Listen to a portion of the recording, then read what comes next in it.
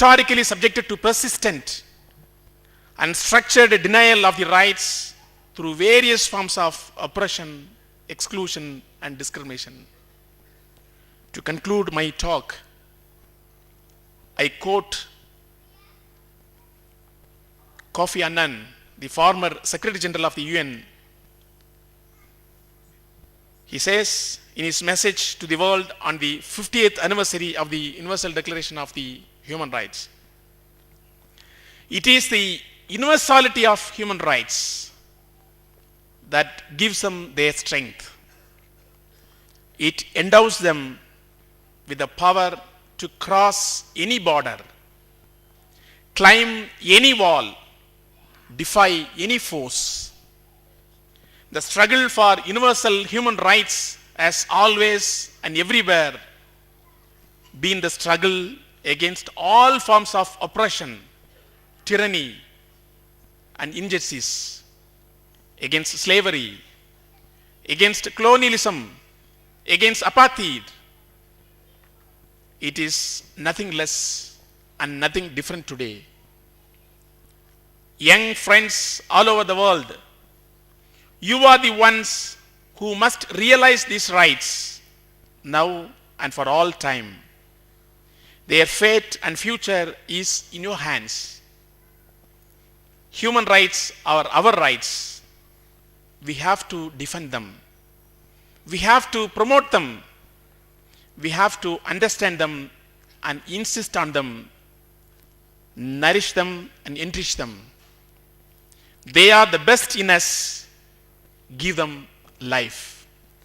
Thank you, friends. Thank you so much. Thank you so much. Thank you very much. Before we proceed, I'd like to call respected W.S. Bashir Sahab on the stage, and respected Abdul Rahman Qamruddin Sahab on the stage, and Dr. Taha Mateen Sahab on the stage, and Sheikh Abdul Hasib Madni on the stage.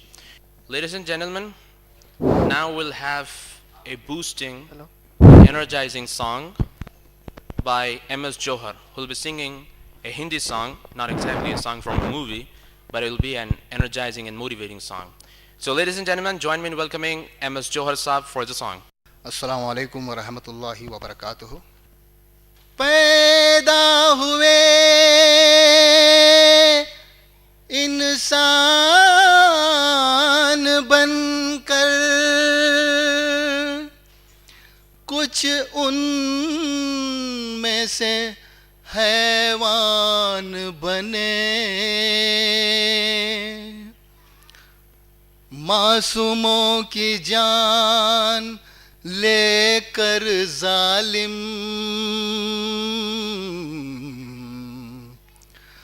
जुल्म सितम उन पर करते रहे। अब न सहेंगे उनके जुल्म सितम, अब न सहेंगे उनके जुल्म सितम, मिटा देंगे उन जालिमों का भरम, मिटा देंगे उन जालिमों का भरम, करके साबित हम किसी से नहीं कम, अब न सहेंगे उनके जुल्म सितम,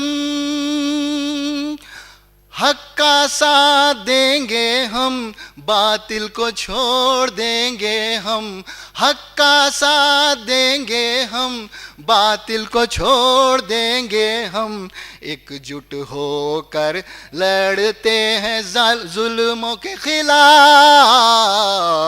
अब न सहेंगे उनके जुल्म सितम, हक का साथ देंगे हम, बातिल को छोड़ देंगे हम, एकजुट होकर लड़ते हैं जुल्म के खिलाफ, अब न सहेंगे उनके जुल्म सितम। दंगे फसाद करते हुकूमत के नाम, दंगे फसाद करते हुकूमत के नाम, بھاشا پرانتوں کے نام کبھی مذہب کے نام، وہ تو حیوان ہے وہ تو شیطان ہے، معصوموں کا قتل کرتے صبح و شام، دہشت گردی ہے ان کا ایمان، مٹا دیں گے ان ظالموں کا بھرم، کر کے ثابت ہم کسی سے نہیں کم، اب نہ سہیں گے ان کے ظلم و ستم، حق کا ساتھ دیں گے ہم باطل کو چھوڑ دیں گے ہم، حق کا ساتھ دیں گے ہم باطل کو چھوڑ دیں گے ہم، ایک جٹ ہو کر لڑتے ہیں ظلم کے خلاف، اب نہ سہیں گے ان کے ظلم و ستم،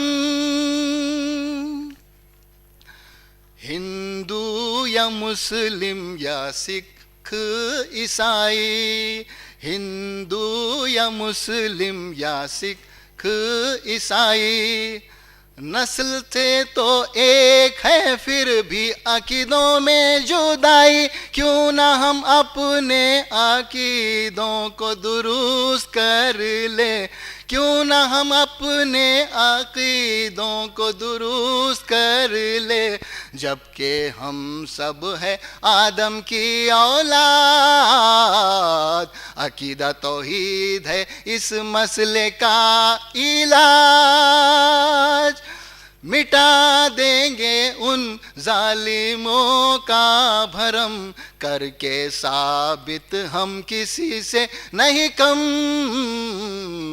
اب نہ سہیں گے ان کے ظلم و ستم، حق کا ساتھ دیں گے ہم باطل کو چھوڑ دیں گے ہم، حق کا ساتھ دیں گے ہم باطل کو چھوڑ دیں گے ہم، ایک جٹ ہو کر لڑتے ہیں ظلم کے خلاف، اب نہ سہیں گے ان کے ظلم و ستم، اب نہ سہیں گے ان کے ظلم و ستم، اب نہ سہیں گے ان کے ظلم و ستم۔ I guess that was really, mashallah, awesome. I'd like to ask you one question. What is the meaning of salam? When I say assalamu alaikum wa rahmatullahi wa barakatuhu, you reply me back wa alaikum assalam wa rahmatullahi wa barakatuhu. I say may peace, mercy and the blessings of Allah be upon you, right? And you salam me back with the same prayer of blessing wa alaikum assalam wa rahmatullahi wa barakatuhu. But what exactly the meaning of peace is? Can anyone tell me what exactly the meaning of peace is? I guess we don't really understand the meaning of peace. Probably the reason is we haven't been through any kind of trial. We haven't been through any kind of tribulation. We haven't been through any kind of, what we say, baptism of fire. So it's really impossible for us to signify, it's really impossible for us to understand the essence of peace. For example, if I ask a person who has always been in light about light, can you explain me about light? No. He cannot explain me about light because he hasn't seen darkness. In the same way, I cannot ask about warmth to a person who has always been in warmth. Why? Because he hasn't felt cold. If you really want to know about peace, then go and ask the Dalits, the untouchables of India. They can tell you what peace is. If you really want to know about peace, then go and ask the Dalits, the untouchables of India, who are not even allowed in the temples. If you really want to know about peace, then go and ask the Dalits, the untouchables of India, whose women are paraded naked with painted body and face. Why? Because they drew water from the wells used by the upper castes. If you really want to know about peace, then go and ask the Dalits, the untouchables, whose houses are burned, whose properties are plundered. Why? Because they belong to lower caste. If you really want to know about peace, then go and ask the prostitutes of Mumbai, the prostitutes of Nepal, the prostitutes throughout the nation. They can tell you what peace is. The prostitutes who don't want to be prostitutes, but they are forced into prostitution by their husbands. They are forced into prostitutions by their in-laws, who serve about 25 to 30 men a day. Those women can tell you what peace is. If you really want to know about peace, then go and ask the victims or the family of the victims of the 1984 Sikh riots. They can tell you what peace is. If you really want to know about peace, then go and ask the victims or the family of the victims of the 1992 Bombay riots. They can tell you what peace is. If you really want to know about peace, then go and ask the victims or the relatives of the victims of the 1993 Bombay bomb blasts. They can tell you what peace is. If you really want to know about peace, then go and ask the victims or the family of the victims who lost their dear ones in the 26/11 Mumbai attacks. If you really want to know about peace, then go and ask the wife of Hemant Karkare, the bravest Indian police officer who gave his life for his nation, defending his people, defeating the enemies, and exposing the true face of the enemies of the nation. His wife can tell you what peace is. If you really want to know about peace, then go and ask the victims or the family of the victims who lost their dear ones in the World Trade Center attack on 9/11. Whoever did it, innocent people died. 75 analysts and hundreds of researchers, it was shown in the trailer, right? You would have vouched. Hundreds of researchers of United States say that 9/11 was an inside job. George Bush and his allies did it. God knows best. We don't debate on that anyway, but innocent people died in 9/11. Their dear ones can tell you what peace is. If you really want to know about peace, then go and ask the young children of Afghanistan who are sodomized and raped every day. I'm talking about boys. I'm talking about men. Leave beside women. They are missing. Hundreds and thousands of women are missing. If you really want to know about peace, then go and ask the victims of the prisoners of the Guantanamo Bay, Cuba. The prisoners of Guantanamo Bay. They can tell you what peace is. Who are given horrible punishments and who are asked and forced and compelled to do fellatio. Astaghfirullah. If you really want to know about peace, then go and ask the underage girls of Afghanistan who are forced into human trafficking. If you really want to know about peace, then go and ask the prisoners of Abu Ghraib, Iraq, who are given horrible punishments by giving the electric shocks to the private parts. If you really want to know about peace, then go and ask the Muslim girls of Gujarat who are raped and brutally killed by inserting the wooden sticks in the private parts. And if you really want to know about peace, then go and ask the Muslim children of Gujarat who saw their parents before their very eyes being butchered, being killed, being slaughtered. And they stand helpless. Those children of Gujarat can tell you what peace is. If you really want to know about peace, then go and ask the Bosnian women who were gang raped till they fainted. If you really want to know about peace, then go and ask the Chechenian women who were raped before their children and were killed. They can tell you what peace is. If you really want to know about peace, then go and ask the Palestinian children who watch every day their houses being demolished. They watch every day bulldozers and tanks visiting their house, demolishing their homes, demolishing their houses, demolishing their dreams. They can tell you what peace is. Those innocent children of Palestine who saw their father being killed before their very eyes and they cry, and the innocent children of Palestine who watch their mother being tortured, the innocent children of Palestine who saw their brothers being killed, their sisters being raped. Those children of Palestine can tell you what peace is. And all these atrocities and these oppression started in the name, in the pretext of war on terror. But in fact, war on terror is and was an error. It was war of oppression. So today the event is war on oppression. Especially after 9/11. Muslims were so much demonized in the media. They were shown as devils. They were shown, and they are shown as bloodthirsty animals. But in fact, Islam doesn't teach terrorism. Islam is not synonym to terrorism. Islam is antonym to terrorism. Allah says in Surah 5 and Ayah 32, من قتل نفسا بغير نفس وفساد في الأرض فكأنما قتل الناس جميعا ومن أحياها فكأنما أحيا الناس جميعا. Whoever kills a person without any retaliation and murder, just to spread mischief on land, then as if he has killed the whole humanity. And if anyone saves a life, then as if he has saved the life of whole humanity. And we have the example of Prophet Muhammad ﷺ before us. When he invaded Mecca with how many soldiers? How many soldiers? 10,000 soldiers. He invaded Mecca with sophisticated soldiers. But he did not even slap a single person. He said, today is the day of peace. Today is the day of mercy. All behind the closed doors are safe. All in the Kaaba are safe. All in Abu Sufyan's house are safe. Today there will be no revenge, no bloodshed. Prophet Muhammad ﷺ never appreciated violence. He never appreciated terrorism. Islam has nothing to do with terrorism. But especially after 9/11, especially the Americans used this common catchphrase, all Muslims are not terrorists, but all terrorists are Muslims. They used this common catchphrase in the media to brainwash people that all terrorists are Muslims. But in fact, Muslims have nothing to do with terrorism. So ladies and gentlemen, now we'll have a short skit before you by Diet Club members. And inshallah, they will be performing a skit and they'll be showing you how the media demonize Islam and Muslims. So ladies and gentlemen, stay hooked and enjoy the play. Yeah. Hello, Peter. How are you today? Yeah? When is the meeting then? About 4 hours from now. Okay. I'll be there in 2 hours. Yeah? Yeah? That's all right.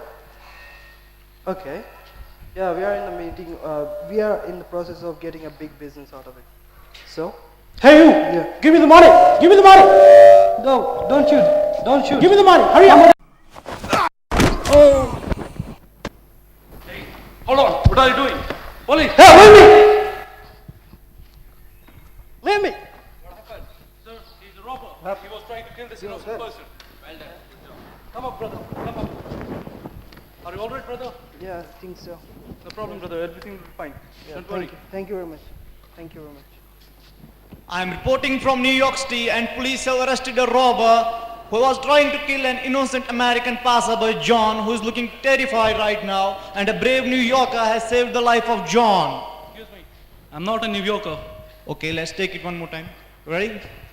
I am reporting from New York City, and police have arrested a robber who was trying to rob an innocent American passerby, John, who looks very much terrified right now, and a brave American has saved the life of John. Sorry once again. I'm not an American. Then who are you? I'm Abdullah bin Muhammad from Saudi Arabia. What? He's innocent. He saved my life. I am reporting from New York City, and police have arrested a terrorist, Abdullah bin Muhammad, a Saudi national who was trained by Al-Qaeda to carry out series of severe terrorist attacks on American soil, and he was provoked to kill, and he was cut it. Let's take it one more time. Ready? I am reporting from New York City, and police have arrested a terrorist, Abdullah bin Muhammad, a Saudi national who was trained by Al-Qaeda to carry out series of severe terrorist attacks on American soil. Police also traced his phone calls and his emails and found that he was in constant contact with Osama bin Laden, and he was provoked to carry out jihad on America. He was arrested when he attempted to kill an innocent American. Brother, could you tell us what exactly happened? Oh yeah, actually, I was going to the market. All of a sudden, this guy came, and he was put a gun to my head and was trying to pull the trigger by shouting some Arabic letters. Like Allahu Akbar, something like that. And I thought of calling 911. Meanwhile, police has arrived over here and rescued my life. And I'm really thankful to New York City Police Department for saving my life.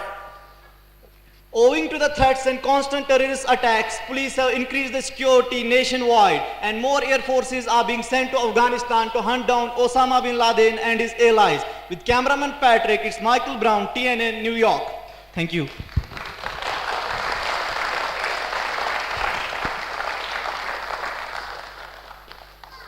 MashaAllah, superb. Nice job. Alhamdulillah. Alhamdulillah. And this is not the only case with the Western media. This is the case with the media across the globe. You know, they don't contribute what the Muslims do for the society. They don't contribute the contributions. They don't acknowledge the contributions made by the Muslims. Muslims are into IT. Muslims are into medicine. Muslims are into various fields. We have a superb and excellent person with us, Abdul Rahman Qamaruddin. He has been into UN, United Nations, for 25 years. Okay? These people don't come into media. Media are always after demonizing Muslims. They try to exemplify the black sheep of Muslim community. And when they don't find any black sheep, they try someone as black sheep. They try to make someone as black sheep. So this is an example which was shown to you, and there are various examples. Anyway, ladies and gentlemen, thank you, friends. That was a real job, wonderful job. Now I'd like to call Sheikh Abdul Hasib Madni to come on the stage and address us on the theme of war and oppression. Assalamu alaikum wa rahmatullahi wa barakatuh. Alhamdulillahi rabbil alameen. Wassalatu wassalam ala ashrafil anbiya'i wal mursaleen. Wa ala alihi wa ashabihi ajma'in. ومن تبعهم بإحسان إلى يوم الدين أما بعد. معزز علماء کرام، سماج کی مختلف حیثیتوں سے خدمت کرنے والی ذمہ دار شخصیات، اسلامی بھائیوں، برادران وطن اور ماؤں اور بہنوں، ڈائٹ ڈسکور اسلام ایجوکیشنل ٹرسٹ شہر بنگلور کا ایک معروف ادارہ ہے. اپنی مختلف اور متنوع سرگرمیوں کی وجہ سے جانا پہچانا جاتا ہے. آج ڈائٹ کی زیر نگرانی ایک بہت ہی اہم موضوع پر یہ پروگرام منعقد کیا گیا ہے، جس میں سماج کے مختلف طبقات اور مختلف کمیونٹیوں سے تعلق رکھنے والے افراد کو دعوت دی گئی ہے، جس کا مقصد یہ ہے کہ ہم سب مل کر یہ آواز بلند کریں کہ ہم سب بحیثیت ایک سماج جس میں مختلف مذہب کے لوگ اور مختلف میدانوں کے لوگ ہیں، ظلم کو ایک لعنت کے طور پر رد کرتے ہیں، ظالموں سے اپنی برات کا اعلان کرتے ہیں، اور ظلم کے خاتمے کے سلسلے میں معاشرے کے اندر بیداری لانے کا پیغام ہم ایک آواز ہو کر دے رہے ہیں. میری یہاں آج شرکت پیارے نبی صلی اللہ علیہ وسلم کی اس سنت کی پیروی میں ہے جو آپ صلی اللہ علیہ وسلم نے اپنی ابتدائی زندگی میں کی تھی، اور مدینے کی زندگی میں آپ نے اس کو دہراتے ہوئے کہا تھا کہ جاہلیت کے دور میں بھی ایک ایسا اجتماع ہوا تھا، ایک ایسی مجلس بنی تھی کہ اسلام آ جانے کے بعد اگر آج بھی مجھے اس میں شرکت کی دعوت دی جائے تو میں اس میں شریک ہونا چاہوں گا. یہاں اسی حیثیت سے انجمن حلف الفضول میں پیارے نبی صلی اللہ علیہ وسلم نے جس طرح معاشرے کے زندہ مسائل پر مشترکہ آواز اٹھانے کے لیے شرکت کی خواہش ظاہر کی تھی، آج یہاں مختلف مذاہب، سماج کے مختلف نمائندوں اور مختلف مزاج اور مختلف بیک گراؤنڈ رکھنے والی شخصیات کے ساتھ یہاں میں اسی پس منظر کے ساتھ حاضر ہوا ہوں. مجھے آپ کے سامنے بہت زیادہ کچھ کہنا نہیں، کچھ بنیادی باتیں آپ کے سامنے رکھنی ہیں جن کا تعلق ہمارے موضوع سے ہے. عنوان آپ نے سنا کہ ظلم کے خلاف جنگ ہے، ظلم ایک لعنت ہے. اللہ تبارک و تعالی نے ظلم کے خلاف لڑنے کو ایک دینی فریضہ قرار دیا. یہ انسانی فریضہ بھی ہے، اور انسانی فریضے سے آگے بڑھ کر یہ دینی فریضہ ہے. آپ سب جانتے ہیں آج محرم الحرام کی 11ویں تاریخ ہے. 11 محرم آپ سب جانتے ہیں 10ویں محرم کو اللہ تعالیٰ نے نبی اکرم صلی اللہ علیہ وسلم کی زبانی ہم اور آپ کو روزہ رکھنے کا حکم دیا. کل کا روزہ جو رکھا گیا تھا پیارے نبی صلی اللہ علیہ وسلم نے اس کا سبب بتایا. جب یہودیوں سے دریافت کیا اور آپ کو جواب ملا تو آپ نے بتلایا تھا کہ آپ صلی اللہ علیہ وسلم کو موسیٰ علیہ السلام اور بنی اسرائیل کو فرعون کے ظلم سے جو نجات ملی تھی اس کے شکر کے طور پر روزہ رکھنے کی خواہش ہوئی، اور اللہ کے نبی صلی اللہ علیہ وسلم نے اللہ کے حکم سے اسے شریعت کا ایک مسئلہ بنا دیا. فرعون انسانی تاریخ کے اندر ظلم کا ایک علم بردار، ظلم کی ایک پہچان ہے. اللہ تبارک و تعالیٰ نے فرمایا ان فرعون علا فی الارض وجعل اہلها شیعا یستضعف طائفة منہم یذبح ابناءهم ویستحیی نساءهم. فرعون وہ ظالم تھا جس نے زمین میں تکبر کو اختیار کیا، زمین میں سرکشی کی، اور زمین کے جو لوگ تھے ان کو مختلف طبقات میں بانٹ دیا، مختلف گروہوں میں بانٹ دیا، اور پھر ہر گروہ کو اپنے مفاد کی خاطر اپنی ضرورت کے مطابق استعمال کیا، ان کے حقوق کو پامال کیا، اور اپنے مصالح اور اپنے فائدوں کی خاطر اس نے سب کے اوپر ظلم ڈھایا. بالخصوص یستضعف طائفة منہم، ایک گروہ بنی اسرائیل کے ساتھ تو اس نے ایسا بھی معاملہ کیا کہ یذبح ابناءهم ویستحیی نساءهم، ان کے بچوں کو ذبح کرتا تھا، ان کی عورتوں کو زندہ رکھا کرتا تھا. ظلم کی یہ تاریخ اللہ تبارک و تعالیٰ کو گوارا نہ تھی، ظلم کا یہ مظاہرہ اللہ تبارک و تعالیٰ کو پسند نہ تھا.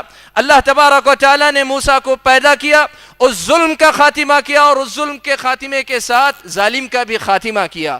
اور قرآن مجید کے اندر اس واقعے کو بیان کر کے ہم اور آپ کو یہ پیغام دیا ہے کہ معاشرے میں جہاں بھی جس شکل میں بھی ظلم ہوتا ہو، اس ظلم کو مٹانے کے سلسلے میں کتاب و سنت کی تعلیمات کی حدود میں رہتے ہوئے آواز اٹھانا ہم اور آپ کا انسانی فریضہ ہی نہیں بلکہ ہم اور آپ کا دینی فریضہ بھی بنتا ہے.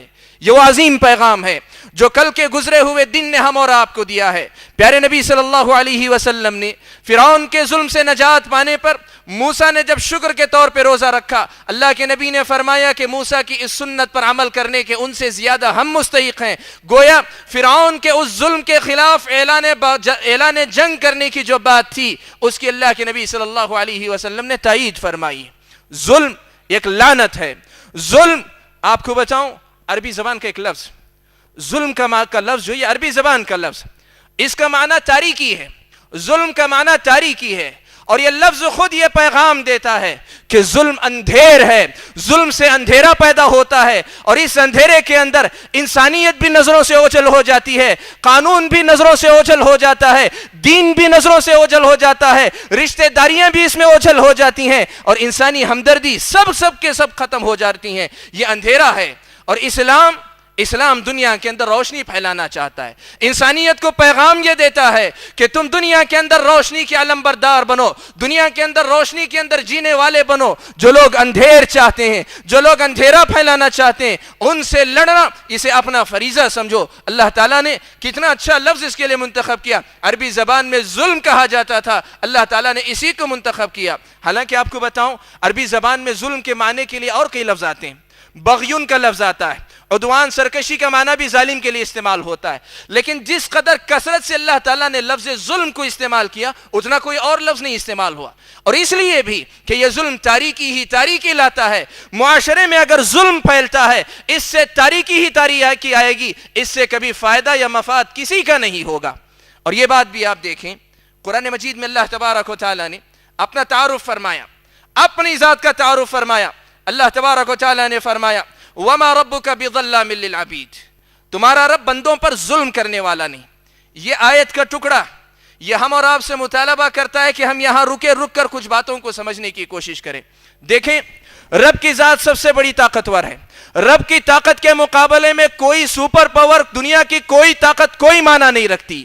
اور اللہ تبارک و تعالیٰ اپنے آپ پر ظلم کو حرام قرار دے کر، جیسا کہ حدیث قدسی میں اللہ کے نبی صلی اللہ علیہ وسلم نے فرمایا، صحیح مسلم کی روایت ہے، حضرت ابو ذر رضی اللہ تعالیٰ عنہ بیان فرماتے ہیں کہ رسول اکرم صلی اللہ علیہ وسلم نے فرمایا کہ اللہ تعالیٰ نے فرمایا کہ یا عبادی انی حرمت الظلم علی نفسی، بندو میں نے اپنے آپ پر بھی ظلم کو حرام کر لیا, ظلم میں نے اپنے لیے بھی جائز نہیں رکھا ہے.